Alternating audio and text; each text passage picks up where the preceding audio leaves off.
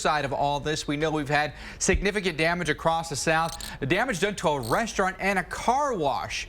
This likely the result of a tornado. This happening around Alexandria, Louisiana. Multiple areas, though, from Louisiana to Mississippi to Alabama have been hit by potential tornadoes. Our storm specialist Sarah Dillingham with us this evening to outline that threat.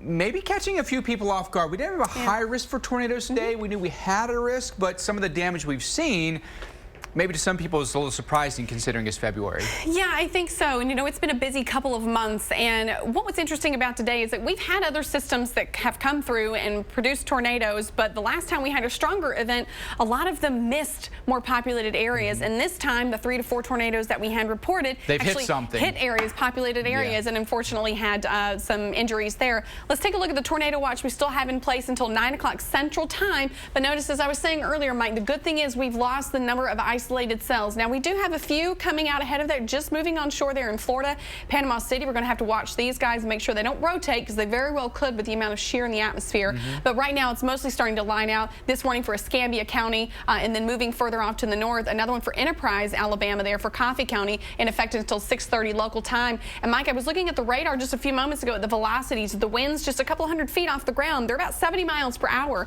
So some of these could definitely pack a punch around 60 miles per hour, maybe even a little bit higher in some of those spots. And we've actually had some reports of tornadoes, this one around Montrose, trees and power lines down.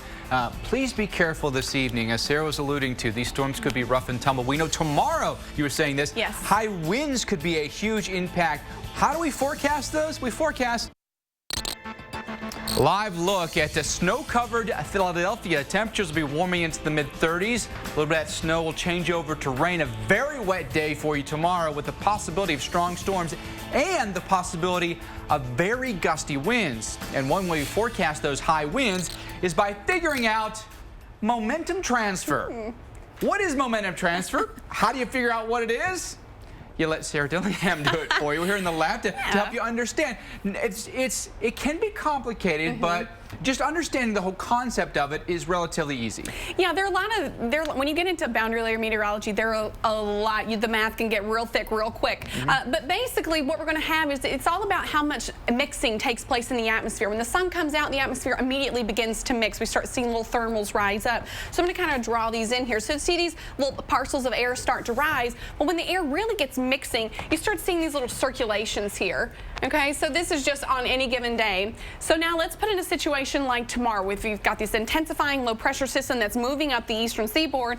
And what we've got aloft, we have some very strong winds at about 5,000 feet. They're about 90 miles per hour. And even if you move a little bit closer to the ground, maybe about 2,500 feet, they're still 70 to 80 miles per hour in these areas. But down here at the ground, only about 25 to 30. So we're like, okay, well, how do we get all this? And this, for reference, by the way, is Freedom Tower in New York City. Tower. These strong winds aren't that much higher than the top of the tower. No, they're not. And the cloud bases tomorrow are going to be just below this jet in this portion of the country. So, you know, we're going to have clouds up there that are in the higher momentum air. So what happens when we have these storms come through? We have these updrafts that supply the warm, moist air to the thunderstorm. And what can happen is they can rise to a level which taps into this these stronger winds aloft, this higher momentum air. And as these clouds begin to precipitate, we have downdrafts initiated. And what can happen now that we've kind of tapped into these stronger winds aloft, we can actually effectively mix some of that momentum all the way down to the ground. So you can get these strong wind gusts, maybe 50 to 60 miles per hour in a low-topped storm environment where you might not even have thunder, and it might not be severe warned either. Maybe not necessarily 70, right? But some of that energy does come down. It may be a version of that, a little bit slightly weaker version of that potentially. Tomorrow's forecast, though, is a pretty good example of that. Yeah, and so what we've done, we've taken a snapshot for tomorrow afternoon as we've got these winds at about 5,000 feet. Look at that, Mike, 90-plus miles per hour. So that lets you know we're dealing with a very pumped-up system here, very amplified system. And as we take a look at these storms that are going to be moving through tomorrow, I've plotted the winds at about 5,000 feet as well, so you can kind of see the timing when this line of storms moves through. Let's say we're having these updrafts here kind of tapping into these stronger winds aloft, and these these reds and purples there you see, that's 50+ miles per hour. So we effectively could, in some spots, mix some of those winds down. So we could have some isolated strong to severe wind gusts.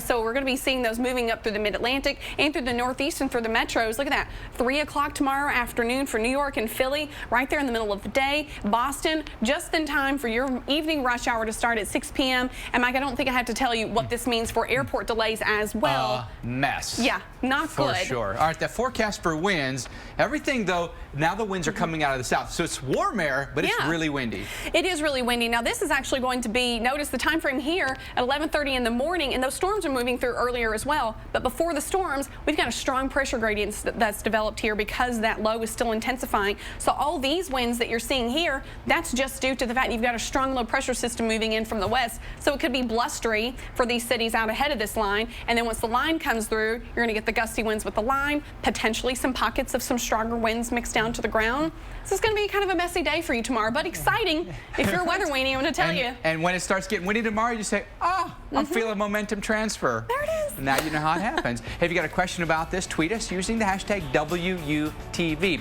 And Winter Storm Olympia, we know it brings snow, we know it brings wind, we know it brings sleet, and we know it brings headaches. Ahead, how it affects